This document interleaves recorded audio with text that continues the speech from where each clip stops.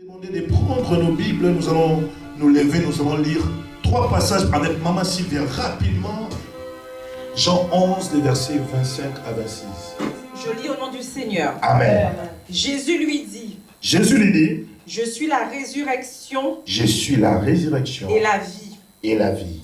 Celui qui croit en moi, vivra. Quand même il serait mort. Amen. Jésus a dit quoi? Il est quoi? Il est la résurrection et quoi? La vie. Et la vie. Celui qui croira, on lui fera quoi? Vivra. Même quand il est mort. Quelqu'un peut dire mort. La mort. Très bien. 1 Corinthiens 15, les versets 54 à 57. Je lis au nom du Seigneur. Yes. Lorsque ce corps corruptible aura revêtu l'incorruptibilité et que ce corps mortel aura revêtu l'immortalité, alors s'accomplira la parole qui est écrite. Yes. La mort a été engloutie dans la victoire. La mort a été engloutie dans la victoire. Ô mort, où est la victoire? Où est la victoire? Ô mort, où est ton aiguillon? Où est ton aiguillon? L'aiguillon de la mort, c'est le péché. L'aiguillon de la mort, c'est quoi? Le péché. Et la puissance du péché, c'est la loi. La puissance du péché, c'est quoi? La loi. Avance. Mais grâce soit rendue à Dieu. Qui nous donne la victoire. Par notre Seigneur Jésus-Christ. Est-ce qu'on peut acclamer les seigneurs? Prends-moi le dernier, Ézéchiel 36, les versets 1 à 14. Ceux qui notent peuvent les noter. Je lis au nom du Seigneur. Amen. La main de l'Éternel fut sur moi. Yes. Et l'Éternel me transporta en esprit. L'Éternel me transporta en esprit. Et me déposa dans le milieu d'une vallée remplie d'ossements. Il me fit passer auprès d'eux, tout autour, et voici, ils étaient fort nombreux à la surface de la vallée, et ils étaient complètement secs. Il me dit, Fils de l'homme, ces eaux pourront-ils revivre? Je répondis, Seigneur éternel, tu le sais. Il me dit, prophétise sur ces eaux et dis-leur, ossements desséchés, écoutez la parole de l'Éternel. Ainsi parle le Seigneur, l'Éternel à ses eaux. Voici, je vais faire entrer en vous un esprit et vous vivrez. Je vous donnerai des nerfs. Je ferai croître sur vous de la chair. Je vous couvrirai de peau.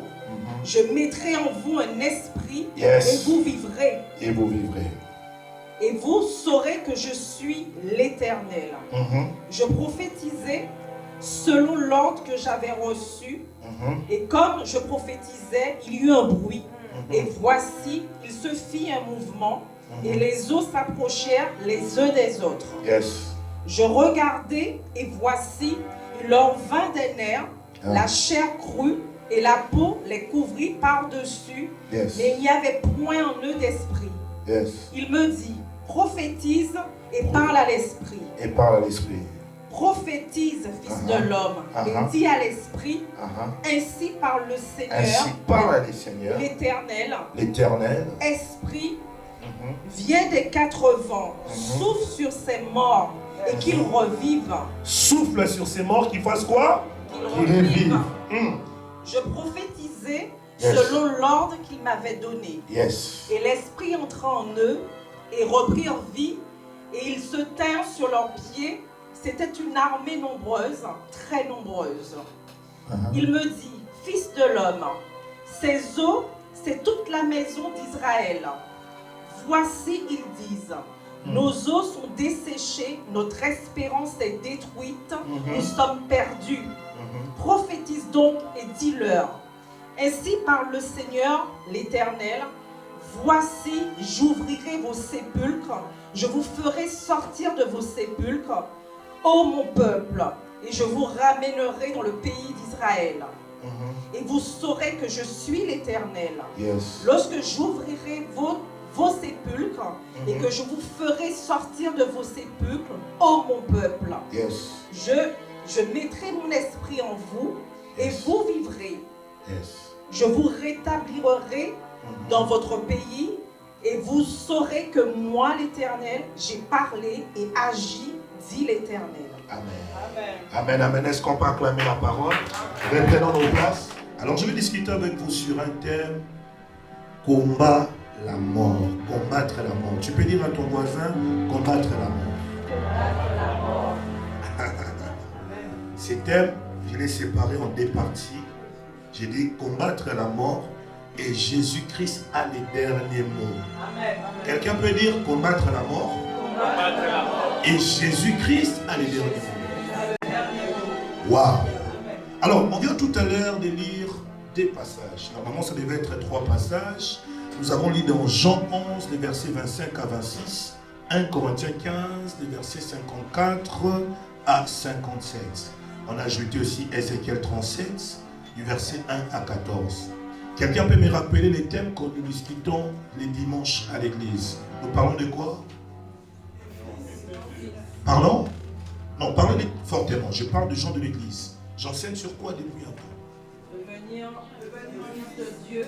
Non, devenir fils de Dieu, c'est un point dans un thème. Les thèmes majeurs, c'est quoi? Pardon? Les bénéfices de la résurrection de Jésus-Christ, les amis. Nous sommes dans la résurrection. Devenir un enfant de Dieu est le premier point du bénéfice de la résurrection de Jésus-Christ. Les thèmes majeurs, c'est les 10 bénéfices de la résurrection de Jésus-Christ que nous sommes en train d'exploiter. Tout à l'heure, l'Éternel m'a amené encore. Lorsqu'on parle de la mort, il faudra aussi parler de la vie. Amen, amen. Parce que nous sommes de ceux qui croyons que la mort n'est pas la finalité des hommes. Pourquoi? Parce que selon la nature humaine, la nature biologique, la nature scientifique, toute cellule qui naît est destinée à faire quoi? À mourir. Elle naît, elle grandit, et puis elle fait quoi? Elle meurt. C'est comme ça si vous allez à l'hôpital, tout à l'heure j'étais à l'hôpital, quand vous allez à l'hôpital, vous allez voir le médecin, les gens qui travaillent dans la santé, vous verrez c'est comme si les médecins n'ont pas de cœur. Quand quelqu'un meurt, vous ne les verrez jamais pleurer. Même les morgues, il y a des gens qui travaillent à la mort, qui prennent plaisir à ouvrir des corps humains.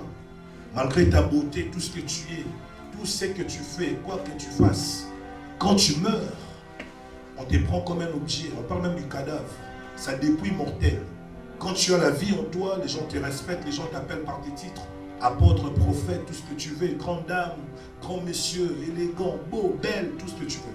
Quand tu meurs, tu deviens comme un objet. On te met même un numéro au fait, dans ton tiroir. Parfois on n'écrit même pas les noms. On met juste un numéro et quand tu vas dans les registres, vous savez que ces numéros correspondent à telle identité. Voilà pourquoi, pour nous les chrétiens, la mort n'est pas notre fin. Dis à quelqu'un, la mort n'est pas ta fin. Pourquoi?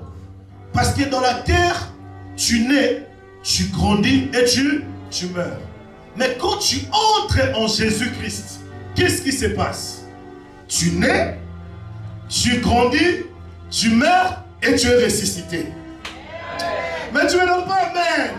Mais je suis en train de dire à quelqu'un que la mort n'est pas ta finalité. Amen. Voilà pourquoi lorsque Jésus-Christ est allé à la croix de Jésus-Christ avait combien de points?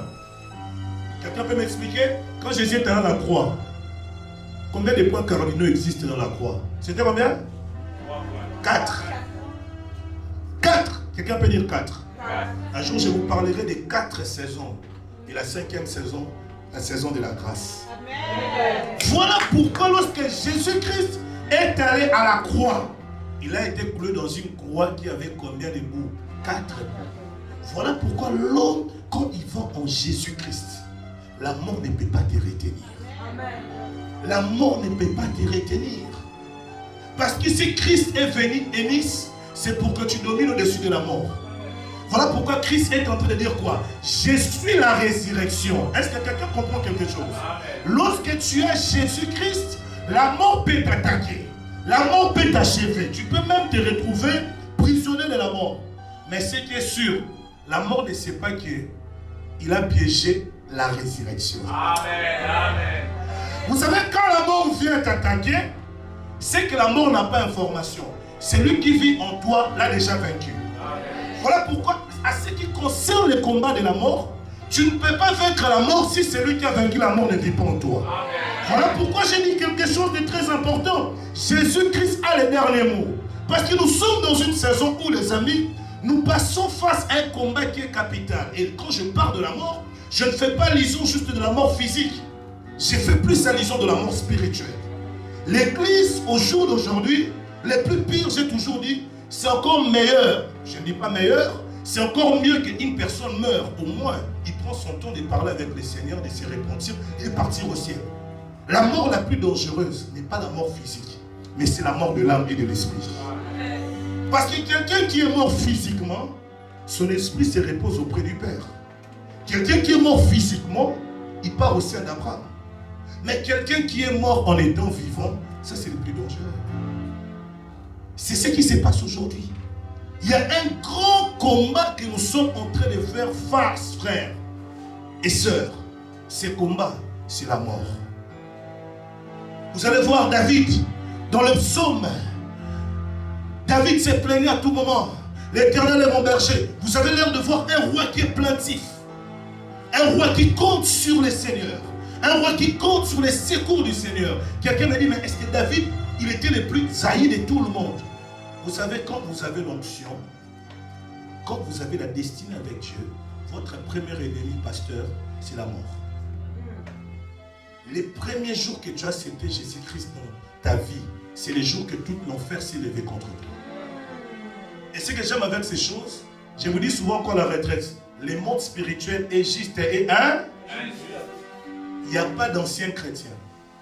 Quelqu'un comprend quelque chose? Il n'existe pas d'anciens serviteurs et d'anciennes servantes.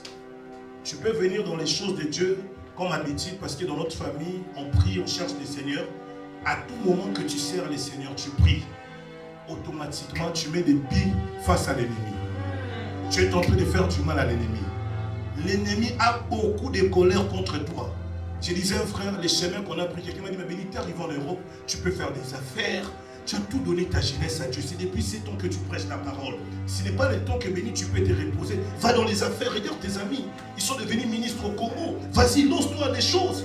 J'ai dit à ses amis, le chemin qu'on a pris est un chemin de sans retour. Même si j'ai démissionne, l'enfer me comptera toujours comme un oin qui est à jour. Voilà pourquoi quand tu sers le Seigneur, dans les ciels on appelle, il existe un livre qu'on appelle le livre des souvenirs. Mais ne vous y trompez pas, en enfer aussi il existe un livre qu'on appelle le livre des souvenirs. À chaque fois que tu produis des souvenirs pour le Seigneur, l'ennemi aussi enregistre des souvenirs que tu as fait contre lui. Quelqu'un comprend quelque chose? À chaque fois que tu obéis à la voix de Dieu, tu désobéis à la voix de l'ennemi. Alors, chaque désobéissance à la voix de l'ennemi, c'est un dossier dans lequel il te cherchera. Voilà pourquoi quelqu'un qui marche dans l'obéissance, pourquoi David dit, les malheurs atteignent souvent les justes et l'Éternel les en délivre. Vous ne vous posez pas la question? Les gens qui vivent mal, les gens qui vivent dans l'impudicité, les gens qui vivent dans la prostitution, les gens qui vivent dans les mensonges, vous allez voir comme si leur vie prospère mieux que toi qui pries. Mais lorsque toi tu tombes, ta sentence sera plus dangereuse. Quelqu'un a déjà remarqué ça? J'ai rencontré des gens qui me disent, papa, moi quand je pêche, c'est comme si je perds 2 ans de ma vie. Et tu verras certaines personnes faire les mêmes choses que toi, mais leur société prospérer, leur vie avancer. Pourquoi? Le diable, quand il te voit, lui te voit comme un juste. Il te voit comme une juste. Voilà pourquoi, s'il doit t'attaquer, il ne t'attaque pas par rapport à l'action que tu poses, mais par rapport à ton identité. Est-ce que je suis en train de parler à quelqu'un? David dit, les malheurs atteignent souvent qui? Les justes. Je me suis dit, mais pourquoi un juste doit avoir les malheurs? C'est pas logique. Quelqu'un qui pêche beaucoup, il mérite son salaire. Comme on dit, l'ouvrier mérite son salaire. Mais comment il dit les malheurs atteignent souvent les justes? Qui veut dire les injustes peuvent vivre dans le bonheur. Mais c'est que j'ai compris une chose. Vous savez pourquoi David parle des justes? Parce qu'un juste, il est celui qui a Jésus-Christ. Parce que la justice dans le domaine de Dieu n'est pas liée dans ce que tu fais, mais est liée dans ce que Jésus a accompli. Voilà pourquoi lorsque j'ai dit l'ensemble des saints, quelqu'un me regarde et dit, mais encore moi je suis saint. Pasteur, tu ne connais pas ma vie, tu ne sais pas qu'est-ce que j'ai fait avant d'entrer ici. En quoi tu m'appelles ça? Lorsqu'on s'est réunis ici, on s'est réunis au nom de Jésus-Christ. Voilà pourquoi le juste, il est celui à qui, oh my God, il est celui par qui la résurrection habite en lui. Voilà pourquoi quand les malheurs viennent, les malheurs ne cherchent qu'une adresse des justes. Parce que les injustes sont déjà morts. Alors, ces injustes-là brisent. Quand tu les vois, tu verras que leur vie prospère. Ils ont la bonne santé. Ils viennent même donner des témoignages ici. Ah, vous priez beaucoup, qu'est-ce que ça fait? Non, on ne prie même pas, tout va bien. En réalité, dans l'homme, c'est l'esprit.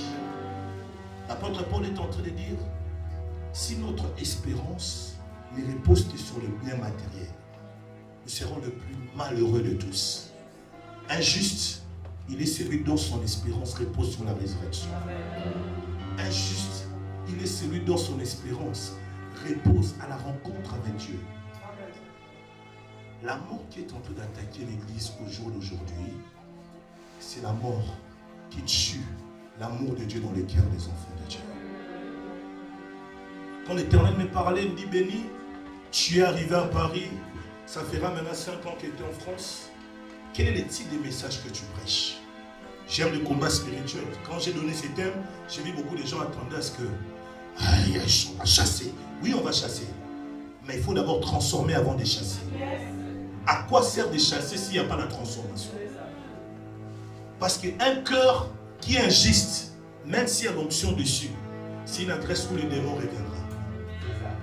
Parce que dans le monde spirituel, ce n'est pas les actions que tu poses qui donnent les résultats, mais c'est ton identité qui produit ce que tu produis. Voilà pourquoi Jésus, quand il est arrivé à Gadara, il n'a opposé aucune action. Aussitôt arrivé, les démons commençaient à parler. Pourquoi? Parce qu'il savait que c'est le Fils de Dieu. Il portait en lui la justice de Dieu. La justice de Dieu, c'est lorsque vous êtes habité par les justes. Tu comprends, Marie-Rose? Lorsque les justes, quand Christ habite en toi, tu arriveras à des endroits où la mort voulait travailler juste à cause de toi. Des gens peuvent être à l'abri. Dans Acte 28, la mort était déjà là pour faire chavirer tout un bateau. À cause qu'il y avait un juste qui n'était même pas capitaine. Quelqu'un comprend quelque chose? Amen. Quelqu'un peut dire, j'ai besoin du ressuscité. J'ai besoin du ressuscité. Que le ressuscité habite en moi. Lorsque le ressuscité habite en toi, tu peux donner le salut à tout Villeneuve-Saint-Georges. Vous savez, vous pouvez vous retrouver dans un endroit où il y a des prophètes, des pasteurs, des évêques, tout ce que vous voulez. Mais sans avoir de juste. Le titre à rédiger n'est pas la justice des amis. Amen. Je vous dis la vérité. Amen. J'ai vu des prophètes et des pasteurs qui n'ont pas de cœur d'enfants de Dieu. Je vous dis la vérité. J'ai vu des gens se servir de l'évangile et j'ai vu des gens servir l'évangile. Je vous dis les amis, la mort, c'est la mentalité du monde. Lorsque les besoins de la vie deviennent plus hautes que les besoins de Dieu. Je ne suis pas contre le travail, les amis. Je ne suis pas contre aller chercher l'argent. Mais par contre, les amis, mon salut passe en premier avant tout. Amen. Plusieurs personnes, ils ont abandonné leur premier amour. Vous savez pourquoi, frère Brice? Ce n'est pas la difficulté de l'Europe. Quelqu'un m'a dit, mais béni, toi jusqu'à aujourd'hui tu fais des veillées. Je te vois faire des programmes de prière. Ici en Europe, les gens ne prient pas. Ici en Europe, les gens aiment les dimanches. L'église est remplie les dimanches. J'ai dit, cette mentalité n'est pas une mentalité du ciel. Il n'existe pas d'église européenne ni d'église africaine. L'église est bâtie sur la doctrine des apôtres et des prophètes. Et cette doctrine, c'est quoi? C'est de posséder Christ. Paul est venu, il a dit, je suis allé vers eux, je n'ai pas voulu savoir autre chose. Si Christ est formé en eux. C'est Paul n'est pas venu te demander tous tes problèmes. Si Paul entrait ici, il allait dire, maison de la grâce. Est-ce que Christ est bâti en vous? Il ne te demandera même pas tes problèmes. Oh non papa, en tout cas je n'ai pas eu mon travail, je n'ai pas eu ma promotion. Non mon ami, est-ce que Christ est bâti en toi? Parce que plusieurs personnes aujourd'hui, ils combattent les conséquences sans combattre la cause. Le premier ennemi d'un enfant de Dieu, c'est la mort. Voilà pourquoi si vous ne prenez pas votre vie chrétienne au sérieux, les amis, l'ennemi que vous faites face petit à petit, qui se cache derrière la maladie, qui se cache derrière les angoisses, qui se cache derrière les oppressions, tout ce que le diable fait, c'est ta tête. Voilà pourquoi l'islamiste l'avait compris. David n'est pas devenu adorateur juste parce qu'il aimait le Seigneur. C'est vrai, les épîtres le disent, qu'il était l'homme selon le cœur de Dieu. Mais David avait compris les enjeux de sa vie. Il a dit, mais où irais-je? Que ferais-je en dehors de ta présence? Parce qu'il a compris les enjeux de la terre. Le plus grand ennemi de notre vie, c'est la mort. Combien de destinées prématurées sont parties? Combien de hommes et de femmes à grande destinée se sont arrêtés? Nous avons vu des gens avec des talents. Aujourd'hui, tu parles de prophétie. Oui, moi j'ai le don de la prophétie. Et tout ça. Les amis, la mort ne respecte personne. La mort peut atteindre qui que ce soit. On a vu des prophètes mourir, vrai ou faux? Des grands prophètes, hein?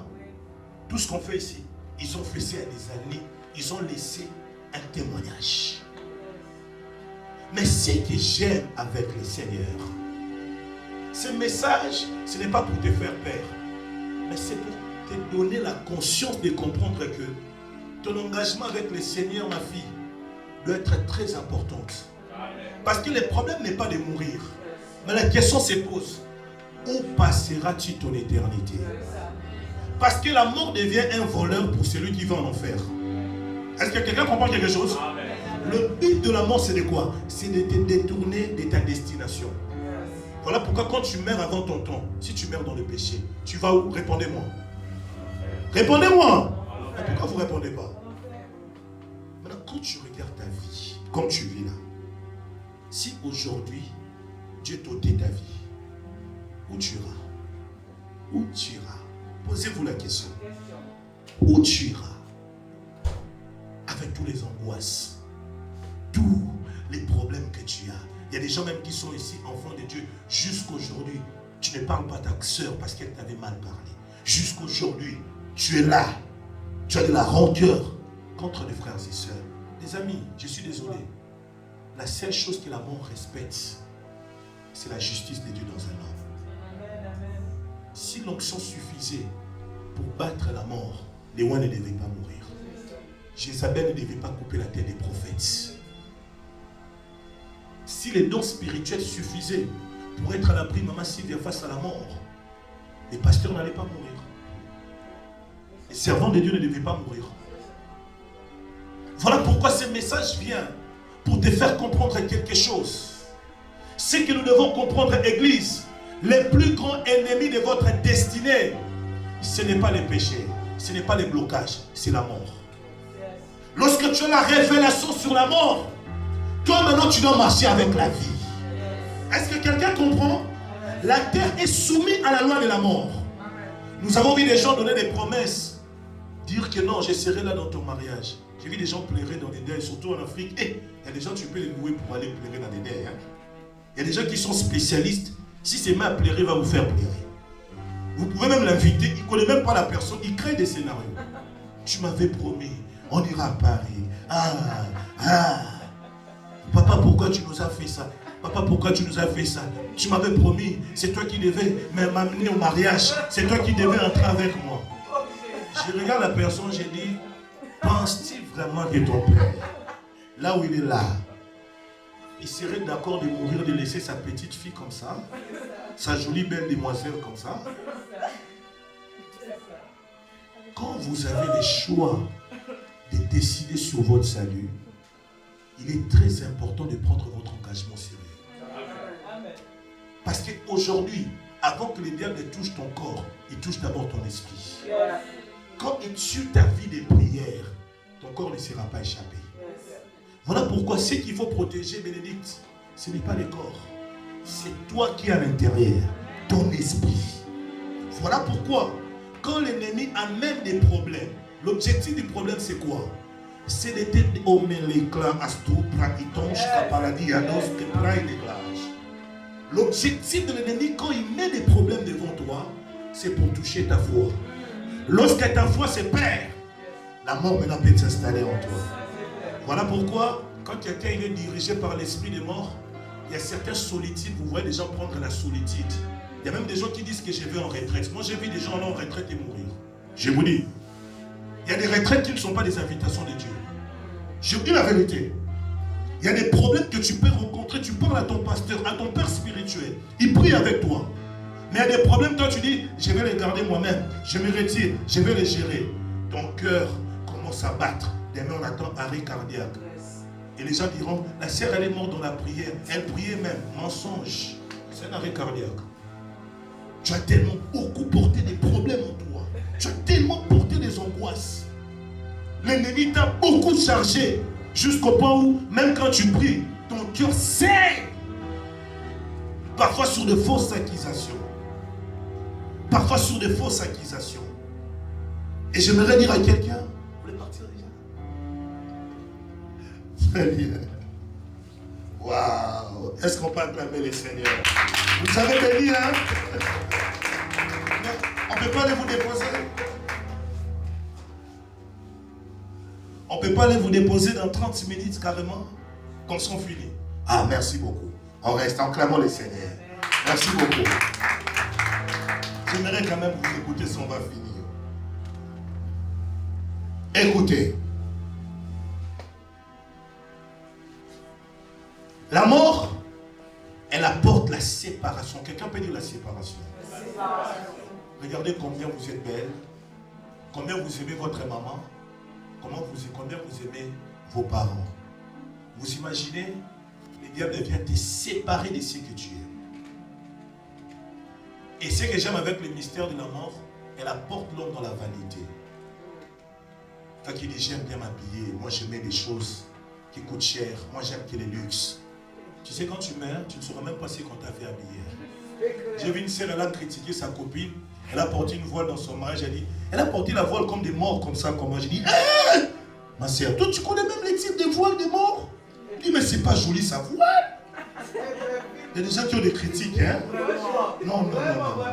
Tu vois, c'est quand j'écoute les critiques de cette sœur, elle me fait comprendre que les morts, ils n'ont aucun choix. Aujourd'hui, tu peux choisir comment t'habiller. Tu peux amener ton corps partout que tu veux. Mais quand tu meurs, on va amener ton corps n'importe où. Même celui qui va te donner la douche, parfois il peut même te gifler. Pas! Mais regarde-toi, n'importe quoi. Mais oui, je vous dis, demandez aux gens qui sont allés dans des morgues. Les frères Brice connaît. Au Congo, on a vu des gens mourir, juste une simple maladie. Vous trouvez votre frère avec une cicatrice comme ça, tu dis, mais c'est venu d'où ça? Il y a des choses qui se passent, vous ne les connaissez pas. Voilà pourquoi quand on dit aux gens, craignez les Seigneurs pour que vous soyez enlevés. Les gens ne comprennent pas. Lorsqu'on dit aux gens, marchez dans la parole de Dieu. Maintenez-vous, retenez votre corps. Soyez prudents. L'objectif de la mort, c'est de vous séparer des gens que vous aimez, de vous séparer de Dieu. L'objectif de la mort, c'est de vous détourner de la volonté de Dieu. Parce que Dieu ne nous a jamais créé les pour mourir. Je suis désolé. Souvent les gens utilisent ce verset-là, terre, tu retourneras à terre. La terre ne retourne que terre si elle accomplit les choses sur la terre. Est-ce que quelqu'un comprend?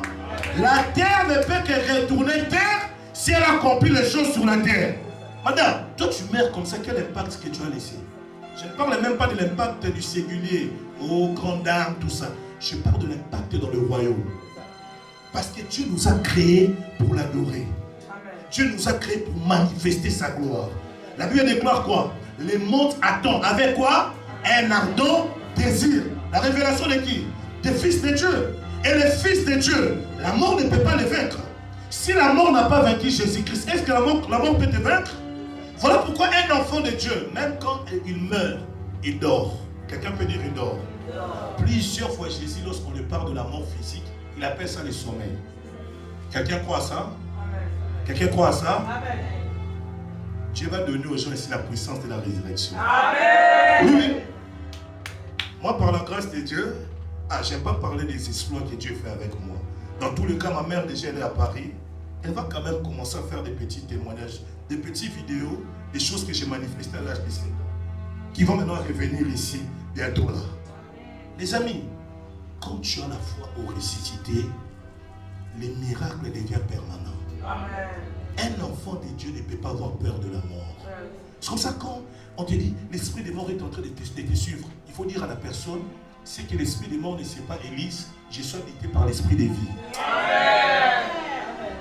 C'est comme ça, moi j'ai la colère contre la mort. Quelqu'un me dit, j'ai la colère contre la mort. Vous savez pourquoi vous devez être en colère contre la mort? Parce que si la mort n'arrive pas à t'avoir, elle aura ton frère, ta soeur. Si toi tu as l'esprit de vie, pose-toi ta question, est-ce que ta mère a l'esprit de vie? La mort vient par plusieurs choses. La maladie. Quelqu'un peut dire la mort subite. Vous avez déjà vu ça, non? Quelqu'un dit, on se voit demain, tout va bien. La personne va dormir. Je connais un monsieur à mon quartier au Congo. Les jours de son anniversaire, il a acheté tout. Il a tout préparé. En plus, il était jumeau. Il a invité ses amis. Tout le monde était là. Il dit, d'accord les amis, je vais juste me reposer. Dans 30 minutes, on va sortir pour qu'on aille manger, boire. Les DJ même étaient déjà là, ils mettaient la musique. Le monsieur part, il s'endort. 30 minutes, hein. On a commencé à taper la porte. Mais oh, réveille, il s'appelait Passy. Passy, réveille-toi, c'est comment? Il force la porte comme ça. Il trouve le monsieur avec dans sa bouche. Il était parti il y a longtemps. Une fête s'est transformée en deuil. C'est toute cette foule qui venait, chacun prend sa copine, allons-y, et tout ça bien sapé, comme les bons Congolais. Ils arrivent, leur disent, mais mon ami, la porte n'est plus ouverte pour danser, elle est ouverte pour pleurer. C'est pour vous dire, les amis, tu ne connais pas les lendemains. Le lendemain appartient à Dieu. Mais par contre, tu peux décider sur aujourd'hui. Tu peux ne pas savoir ce qui va se passer demain, mais tu peux savoir avec qui tu marches. Ça, par contre, tu dois avoir cette définition de dire, est-ce que je suis en ordre avec Dieu ou pas? Tu peux être en ordre avec ton pasteur. Tu peux être en ordre avec ton père spirituel. Mais ton père spirituel, il y a des cas où il ne saura pas intercéder pour toi. Parce que ses frères, c'est sûr qu'ils pouvaient fréquenter une famille chrétienne. Ils pouvaient avoir une église, ils pouvaient avoir un pasteur. Mais quand les rendez-vous de la mort s'est présenté devant lui, j'aime comme Paul dit, quand la mort vient, la mort te met dans une balance. Quelqu'un peut dire une balance. Voilà pourquoi quand vous pratiquez des bonnes œuvres, vous ne les pratiquez pas pour seek oh my God, vous ne pratiquez pas les bonnes œuvres pour ceux à qui vous donnez les services. Mais ces bonnes œuvres entrent dans le souvenir de Dieu pour vous. Lorsque, oh my God, l'ange de la mort est entré dans la maison d'Ézéchias.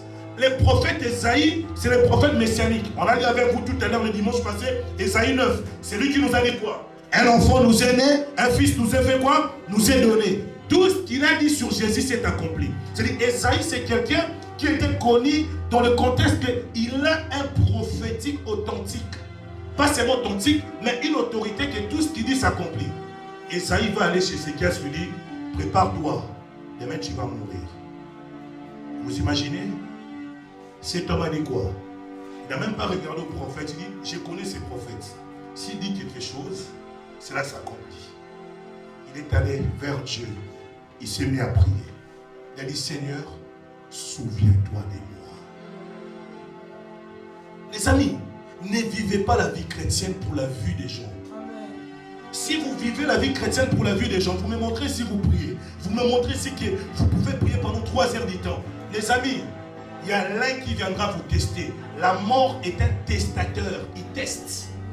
Quand la mort vient dans ta vie, ma fille, elle dit, il va te peser dans la balance.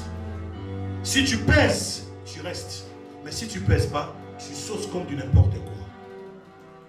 Et cet homme a dit quoi? Souviens-toi de moi. Il y a des personnes ici, hein, je suis désolé de vous le dire, les amis. Les œuvres qu'ils ont fait pour Dieu peuvent peser même plus que des prophètes. Vous pouvez vous retrouver dans la même maladie qui a tué les prophètes, mais un fidèle est sorti sain et sauf. Au-delà de la grâce, quand la mort vient, les amis, il voit le poids. Cet homme a dit à Dieu, souviens-toi de moi. Et qu'est-ce qui s'est passé? Dieu s'est souvenu de lui.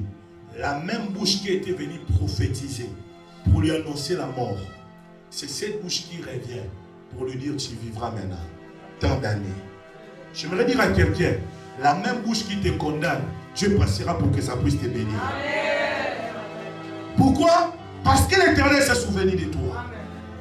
Alors, si toi tu es dans une famille dont les parents n'ont pas servi Jésus, quelqu'un me dira, ok, apôtre, moi, dans ma famille, les gens sont païens.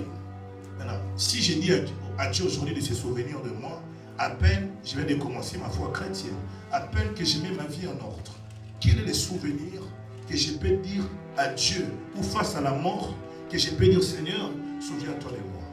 J'aime comment l'apôtre Paul répond à cette question. Il dit quoi? Offrez vos corps. Offrez vos corps. Hein? Quelqu'un qui offre son corps, il n'offrira pas son argent. Quelqu'un qui offre son corps, il n'offrira pas sa maison. Voilà pourquoi quand quelqu'un donne sa vie à Jésus-Christ, il n'y a rien de lui qui peut rester sans Jésus-Christ. Malheureusement, nous sommes dans une société aujourd'hui où les gens donnent leur cœur à Jésus, mais ils donnent la tête à eux-mêmes. Tu entends dire, j'aime Jésus, mais je ne suis pas quand même naïf. Je décide. Les amis, les choses spirituelles, c'est des choses de la folie. Comment un général comme Naaman pouvait trouver guérison en se jetant dans l'eau? Un général. Il dit, mais chez nous, on a des rivières. Pourquoi je dois quitter de mon pays pour venir ici pour que les prophètes me disent, jette-toi dans l'eau? Dans les choses spirituelles, ma fille Élise, la foi n'a pas de logique. Tu as tous tes diplômes que tu as là. Quand tu entres dans le domaine de la foi, mets ça à côté. Si tu mets tes diplômes dans la foi, tu vas avancer avec la connaissance, mais il n'y aura pas d'exploit. Parce que la vraie connaissance, c'est la connaissance de la foi. Toute connaissance qui ne se tient pas, qui ne marche pas d'un commun accord avec la foi, est une ignorance. Nicodème était docteur, vrai ou faux? Mais il ne connaissait pas comment être de nouveau. Il est possible d'avoir la connaissance, Élise. Mais une connaissance sans la foi est une ignorance. Parce que qu'est-ce que Romain dit? La fois dernière, le frère Brice avait donné les passages. Qu'est-ce que le Seigneur a fait à ses peuples, à ses mondes? Il les a livrés. Il les a livrés à quoi? À eux-mêmes. Quelqu'un peut entrer ici et dire, mais écoutez, dis donc, mais c'est quoi ça? Vous êtes là devant un jeune homme qui parle, il raconte. Vous savez comment ces scientifiques sont? Et qui vous a dit Jésus a existé, m'a dit, toi tu as la preuve, la Bible, écoutez, c'est une invention humaine. Si la Bible est une invention humaine, la grâce, la onction de Dieu, la manifestation des choses que nous voyons avec Dieu ne peut pas être une invention humaine. Qui veut dire la Bible est la parole de Dieu. Alléluia. Qu'on ne puisse pas vous mentir. La Bible, c'est la parole de Dieu. Alléluia. Amen. C'est lui qui a le Christ à la résurrection. Amen. Ce soir, l'Éternel a besoin que ton amour soit ressuscité. Demain, on aura le temps de chasser les démons. C'est sur la fin, et puis on va prier, on va sortir. Mais ce que l'Éternel a d'abord besoin, c'est que ton amour soit ressuscité. Amen. Je vous ai expliqué la fois dernière, dans le domaine de Dieu, les sacrifices n'existent pas. Quelqu'un comprend quelque chose? Quand tu dis Seigneur, je me sacrifie, tout sacrifice que tu fais, si les sacrifices frère Brice suffisaient, qui veut dire Jésus ne devait pas à la croix. J'entends les gens dire, je donne mon argent à l'église, je donne mon temps à l'église, je sers dans cette église.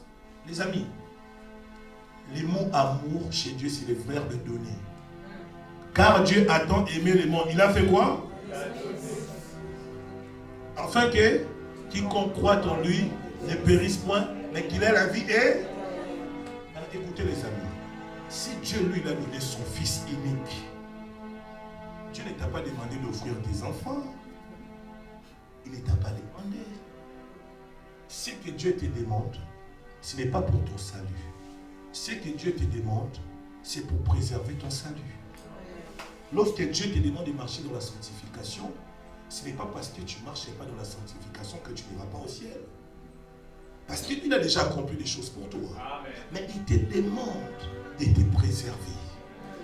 Ce qu'il te demande, même tous les services que tu fais, il n'y a aucune offrande qui peut t'amener au ciel, Maman Sylvia. Aujourd'hui, on voit des prophètes qui disent aux gens, fais une offrande que tu as au ciel. Mon ami, ce n'est pas biblique. Non. Je ne suis pas d'accord. On ne va pas au ciel par rapport à ce que nous faisons. Nous allons au ciel par rapport à ce que lui a accompli. Maintenant, nous, quand nous marchons dans la sainteté, dans la sanctification, c'est parce que nous sommes conscients de ce qu'il a fait. Il nous a montré les chemins. Il dit quoi? Je suis le chemin, la vérité et quoi? Alors, si lui il a marché dans la sanctification, c'est que toi aussi tu dois marcher dans la sanctification. Mais tu ne marches pas dans la sanctification pour être sauvé. Je vois des gens dire, moi vraiment j'irai au ciel. Pourquoi? J'ai été avec l'apôtre depuis le Congo, depuis la Chypre. J'étais avec lui en France. On est allé aux États-Unis, même quand il est allé s'installer à Orlando. J'étais avec lui à New York. Dans son grand ensemble à New York. C'est nous, on a commencé à Villeneuve. On ne va pas au ciel par rapport au temps qu'on passe avec le Seigneur. On va au ciel parce qu'on a accepté Jésus-Christ. Les amis, vous devez quitter cette mentalité-là. Tout ce que nous donnons à Dieu, c'est parce que nous sommes reconnaissants de son amour. Nous le remettons en retour. Voilà pourquoi j'ai dit aux gens, nous sommes en retard des prières.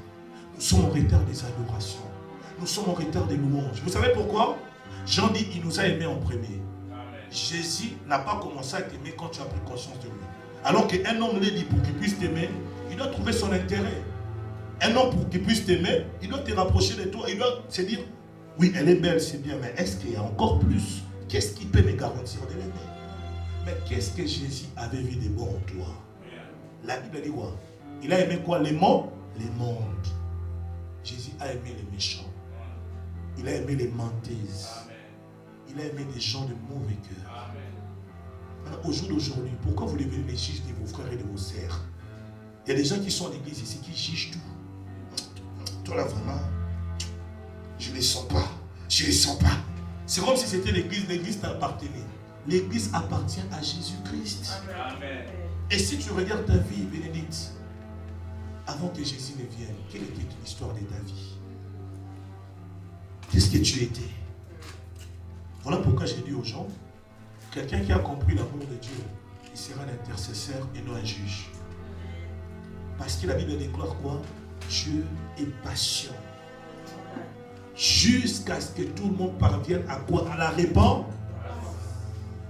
Mais aujourd'hui, nous avons des gens qui sont des grands frères de Jésus. Qui disent, non, cette personne, vraiment, s'il va au paradis, c'est que Dieu n'existait pas.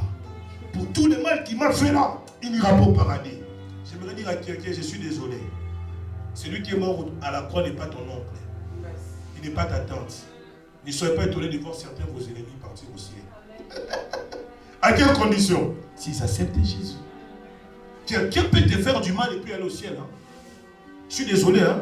L'apôtre Paul que nous lisons ici, beaucoup de chrétiens ont du mal sur le pardon. Mais quand je lis la Bible, j'ai dit, Paul il a participé à la mort d'Étienne. Si Paul entrait, si Étienne était mon grand frère propre, c'est sûr que j'allais fuir l'église. Voilà, toi, quelqu'un t'a blessé. Demain, il devient enfant de Dieu. Il vient ici chanter. Ah non, papa, je quitte cette église. Parce que le gourmet que ses frères m'ont donné. Non, j'oublierai ça jamais. Jamais. Les amis, Paul, lui, n'a pas donné gourmet. Il a tué quelqu'un. Pas seulement quelqu'un. Plusieurs personnes. Jusqu'au point où quand il venait à l'église, maman, quand vous lisez la parole, hein, essayez de les contextualiser à notre époque maintenant. C'est là que vous comprendrez le cœur de Dieu. Les gens me disent, mais comment tu supportes l'insupportable? J'ai dit, tout ce que je supporte n'est pas insupportable. Lisez la Bible. Vous verrez que les chrétiens de l'église primitive ont supporté plus que nous. Comment quelqu'un comme Paul, qui s'est battu contre le pasteur, qui tuait les apôtres, qui était vraiment là dans le complot contre l'avancement de l'œuvre de Dieu. Et demain il vient, il dit, Christ m'est apparu, qui va les croire? Il avait les sons des martyrs, des saints dans ses mains. Voilà pourquoi, d'un côté, Dieu l'a utilisé plus que tous. Et maintenant, au jour d'aujourd'hui, parce que quelqu'un t'a manqué du respect, non, on a touché mon ego, j'ai quitté cette église. Ah bon? Ton ego coûte plus cher que la vie d'Étienne. Ton ego coûte plus cher que la vie de Jésus. Non, on m'a humilié, on ne m'a pas considéré. Et Jésus qui a été humilié, on l'a crucifié, ni il n'a jamais péché. Mais si j'ouvre l'agenda de ta vie ici, combien de péchés j'ai trouvé? Il y a même des péchés, si Jésus dit de toi ici, personne ne te suivra. Et pourquoi tu ne peux pas pardonner ton frère et ta soeur? Église, vous comprenez quelque chose? Amen. Dieu nous appelle à vivre la vie de l'amour avec lui. Si Si tu ne sais pas être fidèle à Dieu, comment veux-tu être fidèle à ta sœur? L'un des problèmes que l'Église souffre aujourd'hui. J'ai parlé avec quelqu'un, il m'a dit, papa, c'est compliqué aujourd'hui, on a du mal à trouver l'amour dans les milieux des chrétiens. C'est bizarre. Quand on va dans des églises des prophètes et tout, on a du mal. J'ai dit, le problème n'est pas l'église. Mais le problème est que les gens ne sont pas d'abord vrais avec le Seigneur. Que ce soit dans l'église des prophètes, des pasteurs. Normalement, quelqu'un qui est vrai avec son engagement avec le Seigneur, il produira l'amour. Tu peux faire semblant sur tout, mais ton engagement avec le Seigneur, c'est le Saint-Esprit qui témoignera. Moi, si que j'aime, quelqu'un peut me dire j'appartiens à une église. Je suis allé dans les endroits où j'ai rencontré des gens dire je suis chrétien, j'appartiens à des églises. Mais j'ai rencontré des personnes qui me disent je ne prie nulle part. Mais le Saint-Esprit m'a témoigné, c'est ma fille. Moi, j'aime cette dimension. Le Saint-Esprit témoigne que tu es enfant de Dieu. Il y a des gens qui sont des enfants d'église. Il est facile de fréquenter une église. Tu peux même être serviteur. Tu peux même jouer au piano. Tu peux même prêcher. Tu appartiens à une église et tu n'appartiens pas à Dieu. Le plus pire, c'est quoi? Quand Jésus reviendra, c'est pire, hein? Il viendra chercher ses enfants dans l'église. C'est là maintenant qu'on connaîtra qui était vraiment enfant de Dieu. Tu peux être enfant de papa béni sans être enfant de Dieu. C'est désolé, les amis. Je vous dis la vérité. Je vois des gens dire mon père spirituel est le plus grand prophète de l'Europe. Mon ami, ton père spirituel ne t'amènera pas au paradis. Amen. Je vous dis la vérité. Nous sommes dans le fanatisme au point où on pense que le salut est conditionné par rapport à la grâce que Dieu fait aux hommes. Nous sommes que des simples instruments. L'apôtre Paul n'est plus là, Pierre n'est plus là. Ces hommes ont vécu des choses avec Dieu jusqu'au point où sa sueur pouvait guérir des malades. C'est dans vos Bibles. Je me dis, si Paul était aujourd'hui, il était là, il y a des gens qui auraient dû faire de Paul Dieu. Parce que quand je regarde l'église primitive, d'ailleurs c'est le thème qu'on va prêcher au mois d'octobre dans la grande veillée, je parlerai de la gloire de l'église primitive. Si dans l'église primitive, des malades pouvaient être guéris par la sueur comme ça, là, et nous là, pourquoi on doit poser des mains aux gens? Il faut que Dieu nous amène à des dimensions où Christ apparaît dans la salle. Quelqu'un dit, j'ai vu Jésus venir me guérir. Ça, on aime ça. Mais pourquoi ces choses ne viennent pas? Pourquoi la puissance est devenue forcée? C'est devenu les pianos. S'il n'y a pas de piano, il n'y a pas la puissance. Nous sommes venus à Jésus au moment où on joue au tam-tam. Moi, l'apôtre qui vous parle, mon mère vous a dit tout à l'heure. Nous, on a cherché Dieu, on n'avait pas tous ces pianos. J'ai prêché l'évangile comme ça, là, comme ça. C'est comme ça que moi j'ai prêché l'évangile. On guérissait les malades sans piano. On chassait les démons sans piano. Et l'église d'aujourd'hui, quand il n'y a pas de choristes, c'est comme si les gens, l'église n'a pas été, la sœur l'a mal chanté. Toi aussi ton cœur n'était pas connecté à Dieu. Oui, parce que la Bible dit quoi? L'heure est venue, elle est déjà arrivée, où les vrais adorateurs adoreront le Père quoi? En esprit. Et quelqu'un de spirituel n'a pas besoin des oreilles. Un bébé spirituel, il aura besoin du piano. Ça lui permet de débiter. Mais quelqu'un qui est mature dans la spiritualité entend la voix de Dieu dans toutes les circonstances. Oui. Mélodie ou pas? Parce qu'il y a des mélodies qu'elle joue, mais il y a des mélodies que je reçois dans mon esprit. Tu peux adorer Dieu avec des chants prophétiques dans ton esprit. C'est ce qui fait que tu peux être dans les marchés. Toi, tu entends là-bas.